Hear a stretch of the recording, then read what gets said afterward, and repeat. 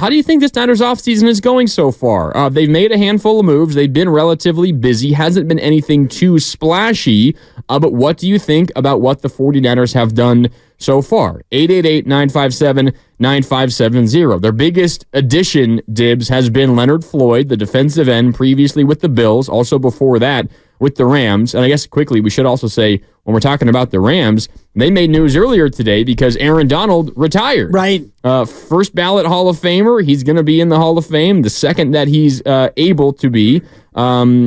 So the Rams are going to be without Aaron Donald, and that certainly is a blow to their defense. But the Niners added Leonard Floyd. They got Yetur Gross-Matos, another defensive end, Jordan Elliott, a tackle. Malik Collins traded to the Niners from the Texans, another defensive tackle. He'll probably start. That's the spot opened by Eric Armstead's departure, who, as you said, signed with the Jaguars for 3 years and $51 million.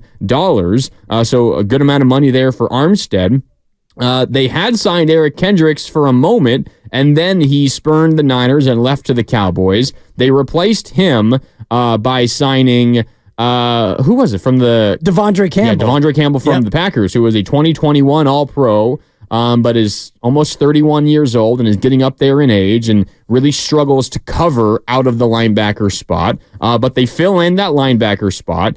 They re-signed John Feliciano, a guard. He might start at right guard as he did to close last season. They re-signed Demetrius Flanagan-Foles, a reserve linebacker who's also used in special teams. They re-signed Kevin Givens, another defensive tackle. He'll be a body that they slide in and out of that defensive tackle spot. And they signed a corner out of Detroit, Chase Lucas, but not really a corner, more so just a gunner on punts. So they're making a few additions here, but you're right, it's not nearly as splashy as what is going on elsewhere around the NFC. Again, that's not a knock on the 49ers, it's just more a reality of their situation. But how would you describe what the Niners have done so far in free agency now that we're in the 5th day since the legal tampering period? I think it's been good. I mean, good, if not fine. It hasn't been great, but it's been good because we talked about what they needed to do. They needed an edge, and they got an edge in Leonard Floyd, a guy who is probably better than Chase Young and better than Randy Gregory and better than Cleveland Ferrell. I agree. He's a guy who you can slot in there and hope that you can get more pressure than you got from those other three who all filled in opposite Nick Bosa. He's probably their best edge opposite Bosa since Dee Ford. When Dee Ford was healthy, he was really good. Although, Ebukam was really good when he was there. That's fair. And Amenahu was really good when he was there. I think those guys were... Floyd has a better track record. He does, for sure. And he's been a guy who's played a lot. He hasn't missed any games over the last 4 years, and that's certainly a key piece to that. You got more depth with Malik Collins coming in the interior. Gross-Matos is a guy who you can plug in the middle. Jordan Elliott. So I think you addressed the biggest issue that you had on defense, and that was the D-line. You got more depth pieces. You got a better edge. Whether or not that Chase Lucas can be a good corner or not, I don't think you're really counting on him to be that. He's probably more just a special teamer and a depth piece. The interesting thing for me is that your offense has been completely unchanged. Other than Charlie Warner going out, everyone else has been, retained. You had no real moves to make.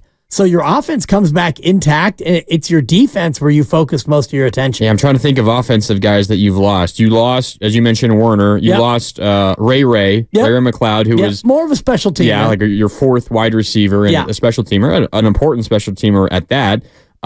You also have a question mark around Juwan Jennings currently still, although you have well within your right to retain him if you want. You can. The Niners, they tendered him a restricted... he's a restricted free agent. They tendered him a second-round tender, which means that if he gets an offer from somewhere else, the Niners can offer that same amount, and he's forced to come back. If they don't want to match it, they get a second-round pick back in return for that. So they'll get something for the Juwan Jennings situation, no matter what, whether it's Juwan or a draft pick. But that is still a question mark currently. But I wanted to run through what the 49ers have done so far because I'm dealing with this thought in my head, this feeling that I haven't really been able to shake for over a month now, because the Super Bowl was the 11th of February. Right. We're now on the 15th of March, so it's been a month and a couple of days. I can't shake the feeling that the 49ers missed their best opportunity at winning a Super Bowl. And I tweeted this out last night after the Kansas City Chiefs, of all teams, signed Marquise Hollywood Brown to be their new wide receiver one.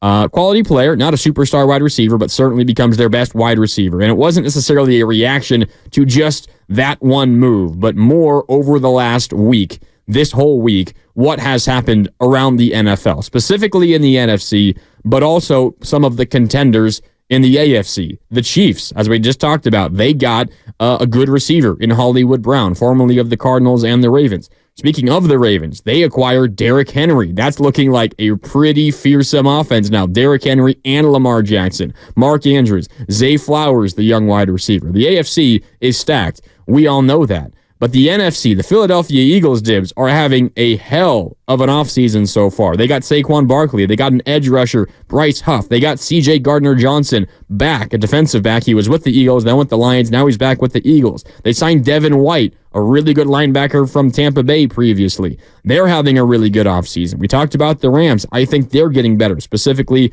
on offense. The Packers, led by a super young quarterback in Jordan Love, who I think we're all suddenly believers in because of how last season ended. They got Josh Jacobs. They signed Xavier McKinney, a really good safety from the Giants. I could go on and talk about some of the other good teams in the NFC that are having really impressive off seasons up to this point. And it's not as if I feel like the Niners are going to be bad this year at all. They're going to probably favorites to win the NFC again. Yeah. Because that's how talented they are. And they don't have to do that much this offseason to maintain at that level that they set for themselves last year in the last handful of years.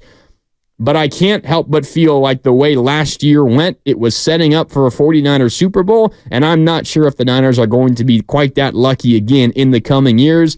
So I don't know about you, but I can't quite shake the feeling that the Niners missed a really, really great opportunity to finally win another Lombardi. That's a weird feeling for me because they come back almost completely intact. And if you look at what they don't have on offense, they've got everyone back on offense. You still have your rookie, your quarterback on a rookie deal, and he played great last year. He was not the reason why you didn't win the Super Bowl. And your running back is back, and your tight end, your primary tight end is back.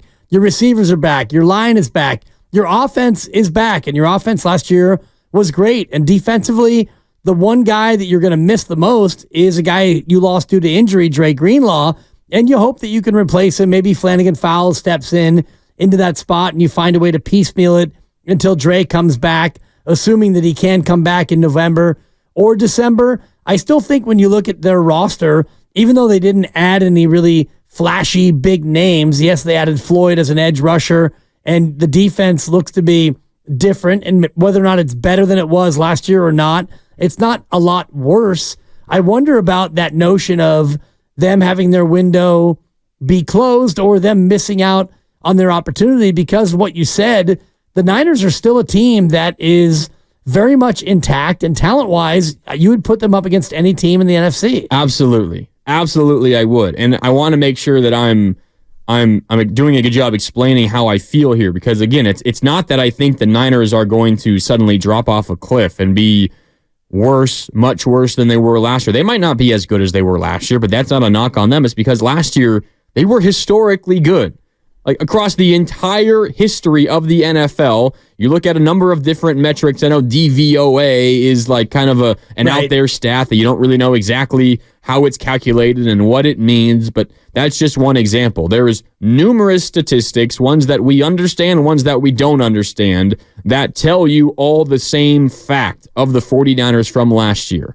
They were one of the best teams in the history of the NFL. And unfortunately, now this Niner team has the distinction of being one of the best teams in NFL history to not win a Super Bowl. Unfortunately, the 2019 Niners are also on that list. They were also historically a pretty good football team. And it's just the way the cookie crumbles sometimes. So I'm not saying that this is going to be a bad team, because they've still got McCaffrey. They've still got Debo. They've still got Ayuk. at least for the moment, and we can get into that a little bit later on here today. They've still got George Kittle. They've still got Trent Williams. They've still got Brock Purdy making less than $1 million, the best bargain in the NFL, bar none. Defensively, they still got Fred Warner. They've got Nick Bosa. As you mentioned, they just signed Leonard Floyd. They've got Charvarius Ward. They've got Hufanga, who maybe might not even start next year. Who knows? Mike Silver of the SF Chronicle writing yesterday in his column that Hufanga might not just be simply handed his starting job when he returns from his season-ending injury from a year ago. There's so much talent on this roster, and you could still make the case, I would probably agree, that this is the most talented team in the NFL. But you think about how last year played out. You stayed relatively healthy. Hufanga was really your only major injury. Right. There were others here and there, but nothing that was totally debilitating for you. The Eagles fell off a cliff towards the end of the regular season. The matchup we were all hoping for, waiting for all season, never came to fruition.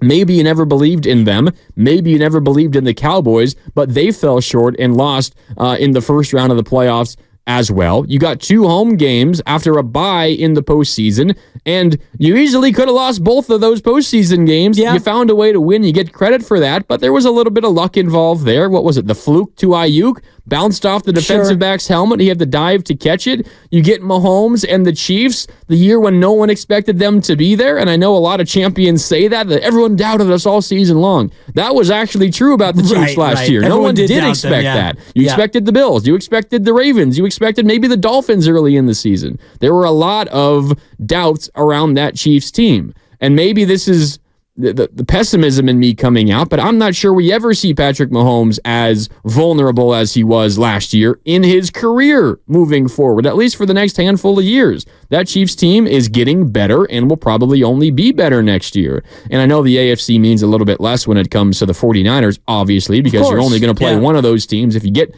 that far in the playoffs anyway. The Niners are still going to be really good, but I think the rest of the league at this stage might be catching up just a little bit. Maybe just a little bit, but still, you were the best team in the NFC, and you were the best team in the regular season, and Brock Purdy was the MVP frontrunner up until Christmas Day when they lost to Baltimore, and he looked suddenly human. So you bring back your quarterback, and you would expect Brock Purdy to continue to get better. I don't think that anyone would look at Brock and think that he has peaked, and that's the best that Brock is going to be. And you've got, an offensive cadre of talent that is still among the best in the NFC, and a defense that hasn't really missed a step. And honestly, your defensive coordinator issue should no longer be an issue. Yeah, you hope so. Because you promoted from within, and now you've got a guy who is a scheme fit to what you've been doing, and you've got a defense that probably believes in him more than they believed in his predecessor. So I look at this team right now, and I don't look on paper and think that they've gotten any worse than they were a month and a half ago. Yeah, and I want to be right there with you. I'm just not quite sure I am. So I want you guys to convince me. Tell me why I'm wrong. Did the Niners miss their chance at winning a Super Bowl? I want you guys to prove me wrong and convince me otherwise. It's just how I feel right now. I don't want to feel that way.